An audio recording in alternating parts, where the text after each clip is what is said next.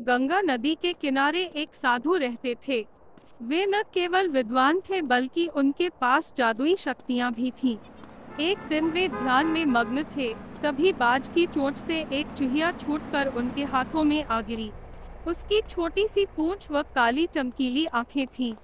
उन्हें वह बहुत अच्छी लगी, पर घर ले जाने से पहले उन्होंने जादुई मंत्रों के प्रयोग से उसे एक लड़की में बदल दिया। वे उस लड़की को घर ले जाकर पत्नी से बोले, माइनस तुम हमेशा से Oh, you're too संतान चाहती calm. थी न, तो लो What the आज से fuck you यही mean? हमारी पुत्री है। इसे पूरी देखभाल व स्नेह से पालो। Give me साधु की that. पत्नी भी अपनी पुत्री को देख प्रसन्न हो उठी। Did वह you get उसे bullied at school, राजकुमारी की officer? तरफ पालने लगी। साल बीतते गए, नन्ही लड़की एक सुंदर I'm युवती बन fixing to गई। nut up on this जब fool. वह 18 वर्ष की हुई, तो साधु व उसकी पत्नी उसके लिए वर तलाशने लगे। साधु ने कहा, मेरी बिटिया का विवाह ऐसे व्यक्ति से होना चाहिए जो सबसे बड़ा हो। मेरे हिसाब से सूर्य ठीक रहेगा। पत्नी ने भी हामी भरी। उन्होंने जादुई मंत्रों के प्रयोग से सूर्य को नीचे बुला लिया। उन्होंने उसे About अपनी time, पुत्री man. से विवाह करने को कहा, पर पुत्री ने पहले ही न कर दी। वह बोली, पिताजी, यह तो बहुत गर्म है। मैं उससे विवाह करूंगी जो इससे भी बेहतर हो। साधु निराश हो गए। उन्होंने सूर्य से कहा कि वे ही कोई वर सुझाएं।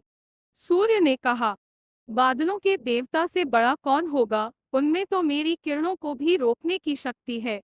साधु ने बादलों को नीचे बुलाया व अपनी पुत्री से विवाह करने को कहा, पर इस बार फिर पुत्री ने मना कर दिया व बोली, ये तो कितना बदसूरत है, मैं इससे विवाह नहीं कर सकती। साधु ने बादल देवता से कहा कि वही कोई अच्छा वर सुझा दें। वे बोले, पवन देवता ठीक रहेंगे, वे तो मुझे भी अपने फूंक से उड़ा देते हैं। साधु ने पवन देवता को बुलाकर अपनी पुत्री से विवाह करने को कहा। पुत्री ने फिर इनकार कर दिया। वह बोली, मैं इससे शादी नहीं करूंगी। ये तो कहीं टिकते नहीं, हमेशा यहाँ वहाँ भागते रहते हैं।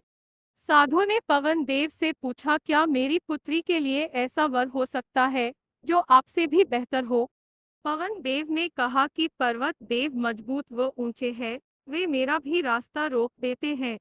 साधु ने पर्वत देवता से कहा कि वह उसकी पुत्री से विवाह कर लें।